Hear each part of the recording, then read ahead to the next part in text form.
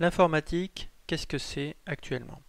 Eh bien, tout d'abord, nous devons disposer d'un ordinateur. Un ordinateur de bureau ou bien un ordinateur portable comme celui-ci, ou bien une tablette comme l'iPad qui a eu beaucoup de succès, ou bien un smartphone qui remplace le téléphone d'hier. Bref, il nous faut avoir un dispositif électronique, aussi appelé device en anglais. Nous avons donc un ordinateur.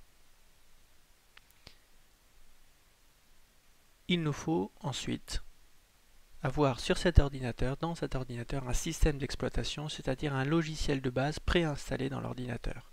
Beaucoup d'ordinateurs disposent de Microsoft Windows 7.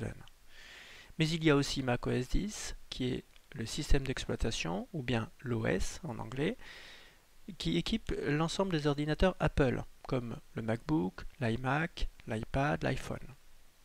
Il y a une alternative à ces deux systèmes d'exploitation propriétaires, qui est Ubuntu, un système d'exploitation basé sur Linux et qui est librement installable sur la plupart des ordinateurs. Donc gratuitement, on peut l'installer sur beaucoup d'ordinateurs. Nous avons donc un ordinateur, nous avons un OS, c'est-à-dire un système d'exploitation ou logiciel dessus.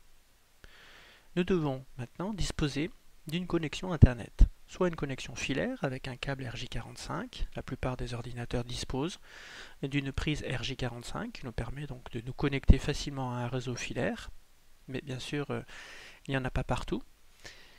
Dans ce cas, eh bien, nous devons être dans une zone Wi-Fi, une zone qui est couverte par un réseau sans fil et qui nous permet donc de nous connecter au réseau, soit avec une clé web, c'est-à-dire une suite de caractères qui nous permet donc d'avoir l'autorisation d'utiliser le réseau Wi-Fi, soit si le réseau est libre d'accès, n'est pas sécurisé, à ce moment-là on peut se connecter librement. Nous avons donc un ordinateur doté d'un système d'exploitation et une connexion Internet. Il nous faut, quatrième élément, un explorateur Internet.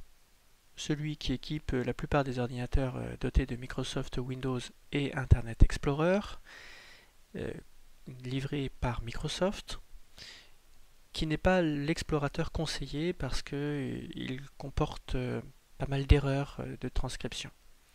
Celui qui est plus conseillé est Mozilla Firefox, qui est un peu l'explorateur tout-terrain, qui permet donc d'afficher la plupart des sites. Il est assez riche, assez souple, donc c'est un explorateur qui est largement utilisé dans le monde.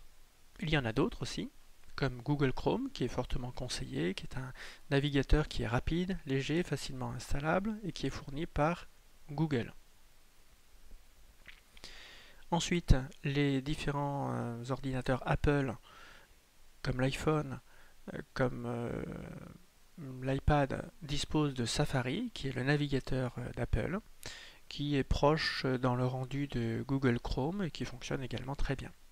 Enfin, le petit dernier, celui qui est moins connu, le moins utilisé, c'est Opera, qui lui est proche dans le rendu et dans la manipulation, proche de Mozilla Firefox. Il y a donc, en gros, 5 explorateurs Internet qui existent. Quand on lance un explorateur, comme ici on a lancé l'explorateur Firefox, nous voyons la barre d'adresse, la barre de recherche, pour effectuer une recherche avec un mot-clé, et puis ici pour ouvrir un nouvel onglet. Le petit plus permet donc d'ouvrir un nouvel onglet et comme ça de pouvoir passer d'un site à un autre. Ici, nous sommes sur le site, la page d'accueil de google.fr. Nous avons donc tapé dans la barre d'adresse www.google.fr. La plupart des explorateurs Internet disposent du menu aperçu avant impression. Nous pouvons largement l'utiliser avant d'imprimer quoi que ce soit. Faisons un aperçu avant impression, faisons les réglages de mise en page, de marge, d'en-tête et de pied de page, pour voir véritablement ce que nous imprimons et ainsi éviter de faire du gaspillage au niveau de la sortie papier. Nous sommes donc prêts à faire de l'informatique car nous disposons d'un ordinateur doté d'un système d'exploitation, d'une connexion Internet et d'un explorateur Internet. Avec ces 4 éléments, nous pouvons véritablement parer à toute situation. Un mot sur le touchpad qui équipe la plupart des ordinateurs portables et qui va déconcerter certains utilisateurs qui étaient habitués avec la souris. En effet, en suivant ces quelques règles, eh bien, vous serez aussi habile qu'avec une souris, avec un peu d'expérience bien sûr. Le touchpad, en général, il y a sous le touchpad 2 boutons. Alors premier conseil, ne pas utiliser le bouton gauche pour cliquer, parce que c'est beaucoup plus rapide quand on fait un appui simplement avec l'index sur le pad pour faire un clic. Donc un appui court et léger sur le pad avec l'index correspond à un clic. Ça permet d'éviter d'utiliser le bouton, de l'enfoncer. C'est plus rapide. Ensuite, pour faire un double clic, eh bien simplement 2 appuis rapides et légers sur le pad permettent de faire l'équivalent du double clic de la souris. Donc avec ça, vous pouvez donc lancer par exemple une application lorsque son icône figure sur le bureau. Ensuite, une action qui est un petit peu difficile à faire, c'est le glisser-déposer ou la sélection d'un texte dans un traitement de texte. À ce moment-là, on fait l'équivalent du double-clic, 2 appuis, et à la fin, on laisse l'index sur le pad, on le laisse en contact, et on glisse avec l'index pour sélectionner ou glisser et déposer donc l'élément que l'on a pris. Quand on est sur Internet, souvent la page est plus grande que l'écran, donc pour faire défiler la barre verticale, l'ascenseur, il faut mettre l'index sur le côté droit du pad et glisser l'index de haut en bas ou de bas en haut.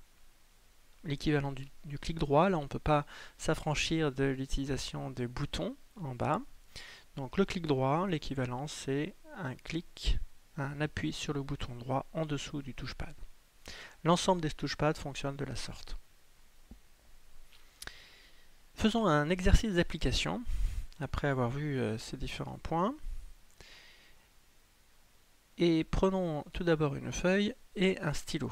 Si vous n'avez pas eu le temps de suivre pas à pas les indications qui apparaissent ici à l'écran, ne vous inquiétez pas, elles seront laissées à la fin à l'écran et vous pourrez avoir tout le temps pour exécuter ce qu'on vous demande. Alors la première chose qui vous est demandé de faire, c'est de noter le type de votre appareil. Est-ce que vous êtes sur un ordinateur du bureau, un ordinateur portable, une tablette, un smartphone? Ensuite, vous notez la marque de l'appareil. Essayez de voir quelle est la marque de l'ordinateur que vous utilisez. Ensuite,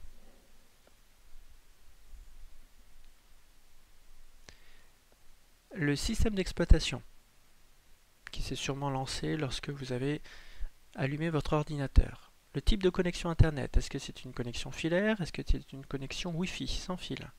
Le nom du navigateur Internet que vous utilisez. L'emplacement de la barre d'adresse, l'emplacement de la barre de recherche. Comment fait-on avec votre navigateur pour ouvrir un nouvel onglet? Est-ce qu'il est possible d'ouvrir un nouvel onglet? Ensuite, une fois que vous avez écrit tout cela, eh bien, vous allez mettre en pratique en faisant de la navigation sur Internet. Alors, vous allez ouvrir 2 onglets ou 2 fenêtres, une sur le site google.fr et un autre onglet sur le site wikipedia.org. Une fois que vous avez donc ces 2 sites qui sont ouverts, eh bien, vous pourrez naviguer en essayant d'utiliser les différentes fonctionnalités que nous avons vues sur le touchpad.